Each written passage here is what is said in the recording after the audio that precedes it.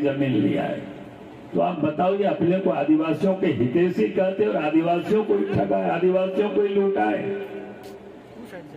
और मीडिया के एजेंसी वाले पूछते हैं तो उस पर जवाब क्या देते हैं? हमने कहा घर में यहाँ तो खरीद बिक्री होता ही नहीं है। हमने कहा कि हेमंत सोरेन जी, दुमका के खजूरिया में जो पक्का बिल्डिंग बना है, आप खरीद बिक्री होता नहीं है तो कैसे आपने बिल्डिंग बना लिया वहां?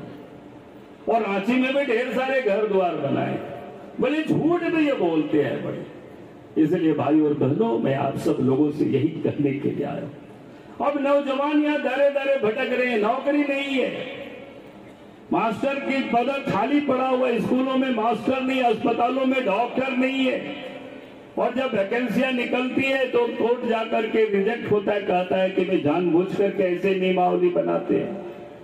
और इसलिए मैंने आप सब लोगों से यही कहा कि इनके रहते न नौजवानों को रोजगार मिलेगा और सबको ये ठगते हैं। ओबीसी को कहा कि हम आपको रिजर्वेशन देंगे। भाई आपने क्या किया? पिछले दिनों जब पंचायत का चुनाव हो रहा था, उस समय वो दिल्ली चले गए, सुप्रीम कोर्ट तक लोग गया, एफिडेविट करके सरकार ने दिया कि अगला कोई भी चुनाव होगा, नगर निकाय की या स्थानीय निकाय के चुनाव, तो हम उस पर ट्रिपल टेस्ट करा करके ओबीसी वर्ग को रिजर्वेशन दे करके हम चुनाव कराएंगे।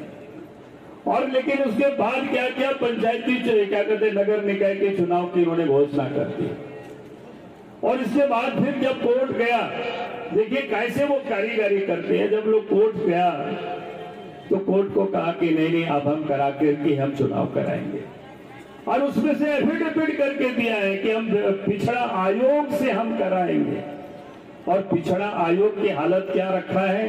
अभी तक उसमें कोई अध्यक्ष ही नहीं है। कि उस वक्त जो संवैधानिक जो व्यवस्था है उसके तहत ही पार्टी ने की। और आपको ध्यान में होगा कि जब हम इस प्रदेश के मुख्यमंत्री हुआ करते थे तो पिछड़ा वर्ग को हमने 27% रिजर्वेशन भी दिया। बाद में मामला कोर्ट चला गया, फिर कोर्ट ने उसको ट्रैक डाउन किया और उसके बाद मामला, चूँकि उस वक्त तमिलनाडु का मामला सुप्रीम कोर्ट में चल रहा था, कोर्ट ने कहा कि आपने बढ़ाया तो अच्छी बात है, लेकिन सुप्रीम कोर्ट में जब तक ये मामला चल रहा है तब तक आप नहीं कर सकते। और सुप्रीम कोर्ट का बाद में जजमेंट आया, तो बाद की सरकार को उस दिशा में करनी चाहिए थी। और हमें जानकारी है, पिछले बार जब रघुवर दास जी मुख्यमंत्री होते थे तो उस दिशा में उन्होंने प्रयास किया था, लेकिन वो सरकार भी चली गई। और जब मौका मिलेगा तो फिर हम लोग उस पर प्रयास करेंगे कि कैसे उनको समायोजित किया जाए, कैसे उसको जगह दी जाए। भाजपा की सरकार आएगी तो निश्चित रूप से जरूर हम लोग विचार करेंगे भाई, क्योंकि हमारे ये सारे लोग कोर वोटर